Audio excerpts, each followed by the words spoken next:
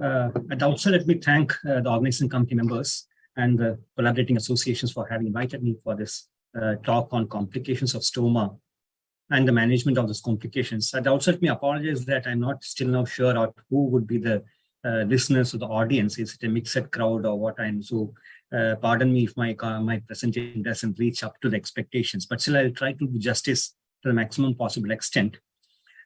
As a surgeon, you all know that we do a lot of stomas as a salvage procedure, as a therapeutic procedure in emergency situations, in elective situations, etc., etc. It can be stomas related to large bowel, stomas related to small bowel, urinary stomas, etc., etc.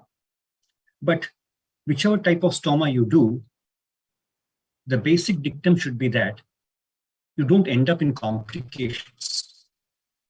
And to prevent complications, the best way is to have a good preparation prior to you decide the type of stoma and the nature of stoma you're likely to in a patient. So it's said that it's easier to manage a difficult stoma in a good location than a good stoma in a bad location. It's not the stoma alone that matters, but it is the proper siting of the stoma is also very important. And to get all these things correct, you actually need a team to be coming together to sit with the patient and decide on what type of stoma you would like to have.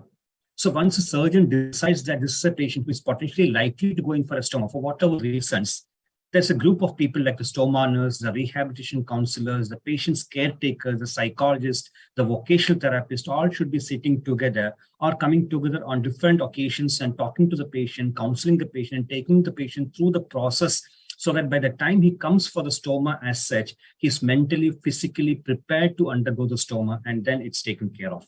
And more important, there's a major role to be played by the enterostomal therapy nurse, because I believe that any center doing high volume surgeries related to cancer surgery or doing stomas for various reasons should have a stoma clinic as part of their multidisciplinary clinic. And this stoma care clinic should be headed by enterostomal therapy nurse. A surgeon is a major player in the stoma care procedure, but it's enterostomal therapy nurse who takes a major decision, because she's the person who guides the patient through the process, collaborates with various other stakeholders, and gets the patient ready to undergo the stoma. And again, locating the stoma, as I said previously, it's not only the stoma making, how to locate it is the most important thing, especially when the patient happens to be an obese patient or a chronically bedridden patient or a wheelchair dependent patient, or you have to take into account the lifestyle of the patient, whether what type of work he's likely to do after having the stoma. All these factors have to be taken into account when you plan a stoma in a patient. And again, as a surgeon, you know that the planned stoma may not work out properly in a given scenario on table. So at the back of your mind, you should have a plan A. At the same time, you should also have a plan B, so that in case the plan A doesn't work out, you have a plan B to be implemented on table. So all this should be done prior to what you decide, prior to the patient coming on table for the actual stoma procedure. Now, but in certain scenarios, there may be situations where you are unfortunately not prepared for the stoma. Patient has come in the middle of the night. You're forced to take up the patient for an emergency surgery, and during the emergency surgery, you decide that some sort of stoma has to be done. Then it should go by what is known as the ostomy triangle, where the basic dictum is that it should be placed along the lateral border of the rectus, and it should be away from the bony prominences, and it should be on the most prominent part of the abdomen wall, so that the stoma can be seen by the patient, and at a later stage, the patient by himself or herself can manage the stoma. That's the dictum when in doubt. Now, again, once all these things have been decided and the patient is prepared for the stoma, while the surgeon does the stoma, he has to take certain major steps so that the patient doesn't land up in any major complications. One most important thing is minimizing the tension on the bowel that is being brought out of the stoma. Maybe small bowel, maybe ureter, maybe large bowel, transverse stoma, sigmoid stoma, wherever the stoma is being done, the bowel should be properly mobilized and should be brought out to the abdominal wall. And again, such a bowel should be having good blood supply, and the perfusion should be adequate. And the opening through which you are bringing out the stoma should be adequate. Both the openings, or the surface opening as well as the facial opening, both should be adequate so that there is no tightness and there is no ischemia and there's good blood perfusion. But in spite of taking all these precautions, there can be certain difficult scenarios because the abdominal wall may be thin, the abdominal wall may be thick enough, or the bowel may be edematous, or the bowel may be having so much of fat around it. So you will not be pull out the stoma through the abdominal wall. In such a scenario, what I do is that there are some tips and tricks are to be applied during those situations. Like you can thin out the profile of the tip of the bowel so that some of the gastroepiploic or mesentery can be trimmed off from the edges of the bowel so that it becomes thinner, so it becomes easier for you to bring out the bowel through the opening that you made in the abdominal wall. But while taking out the mesentery, you should be very careful that you do not end up devascularizing the bowel so that it leads on to ischemia or necrosis later on.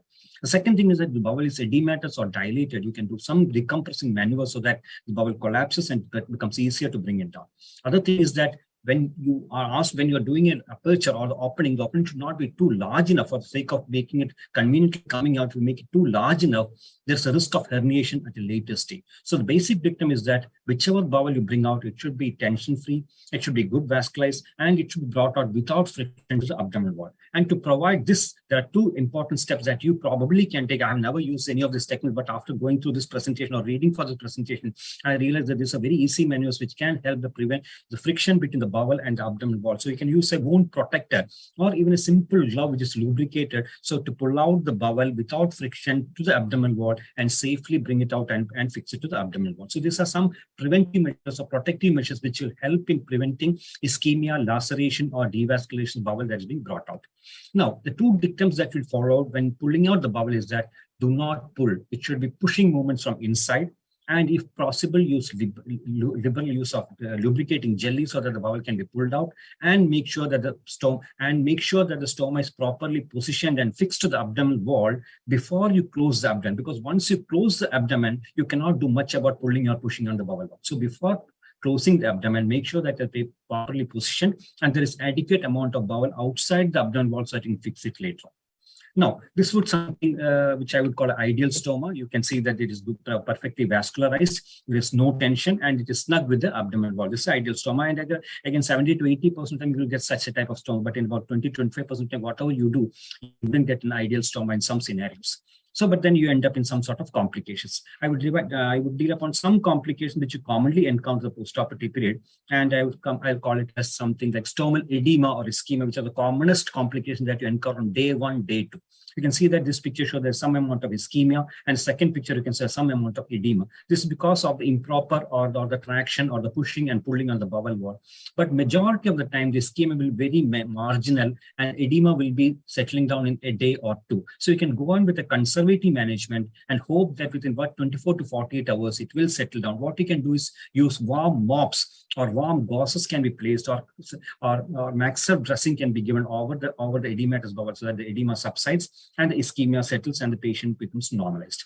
But what you can do is that if you think that the ischemia is going inside into the lumen, you should do what is known as a bedside test tube illumination test, wherein you put in a test tube into the bowel lumen or the stomal lumen and use a torch to see how deep the necrosis or the ischemia is going. Most of the time, the ischemia or necrosis will confine to the upper 0.5 or 0.25 centimeter, so that you can leave the bowel alone. It will revascularization by itself over a period of 1 week. But during this process of revascularization, there can be a bit of stricture formation. But if the ischemia is going deep into the facial layer, there's no way out, but you'll have to go back and do a redo of the stoma. Delayed complications can broadly go into prolapse and strictures. Then you can see that in this picture, one of the lumen has prolapsed. The loop stoma done in the transverse column, you can see that the proximal limb is normal, but the distal limb has prolapsed. And the reason for the prolapse may be a mobile mesentery, an increase in the intra-abdominal pressure because of the ascites or the worsening of the disease status inside the abdomen, or it may be because of the larger defect that you created, or it may be because of the muscle weakening, because almost all these patients would be on multidisciplinary therapy like chemotherapy, radiotherapy, something like that. So the muscle mass may be going down day by day or on a monthly basis because muscle becomes weak. Excuse me? Sorry. So muscle mass may go down so that there can be weakening of the abdominal wall and it can lead on to hernia formation. And again, lack of proper fixation may also be a reason. And again, you can classify stomal prolapses into sliding ones and fixed ones. Sliding ones are the one you can manually reduce. Fixed ones you cannot reduce. And then you can also classify them as symptomatic and asymptomatic. So if it's a fixed stomal prolapse and if it's a symptomatic stomal prolapse, you will have to do something surgically or medically to correct it. But so sliding, asymptomatic, and conservatively managed. First question to be asked is, does the patient still require a stoma? If you think that at that point of time, the patient's stoma can be reversed, better reverse it. But if the stoma cannot be reversed, you'll have to go in and revise the stoma. And again, second question to be asked is the prolapse stoma ischemic and gangrene? If the prolapse stoma is ischemic and gangrene, you have to surgically intervene, and early intervention is the key to success. There are various methods of intervention. One is that the amputation. You just amputate the prolapse part of the bowel and just refix it. But here the problem is that you are not addressing the basic pathophysiology which has led to the prolapse inside the abdomen. The second method is to do something like a cautery burns, and you induce fibrosis. Or you should go back into the abdomen, do a laparotomy, and fix it to the abdominal wall, or reinforce with a mesh. Again, there are some other procedures. I don't want to touch it. Again, I'll just like to share with you one interesting snippet. There's something known as pseudo prolapse, which is seen in pregnancy because of increased intra-abdominal pressure, which is a self-limiting condition, and it doesn't require any intervention.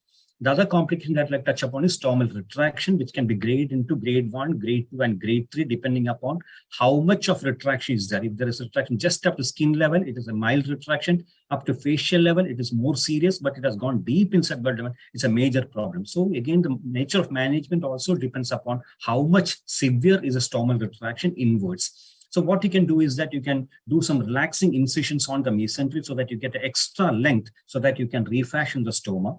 And what you can do is that you can do something like a loop stoma so that the retracted bowel can be brought in and fixed abdominal wall. Other complications like parastomal hernias, which again can be classified in different types based on the size and the association with the midline hernia, etc. For example, if you have a midline hernia along with a stomal hernia, it's a combined hernia. So you have to take care of both the situations. Again, the surgical management is the way forward. So I think with that, I have come to the end of my time that is allotted to me. 10 minutes as the time allotted. Thank you very much. I don't think I have touched upon all the complications, the long-term complications like metabolic complications, electrolyte imbalance, etc., and the functional complication I have not touched upon. I just touch upon the immediate post-operative surgical complication. Thank you so much.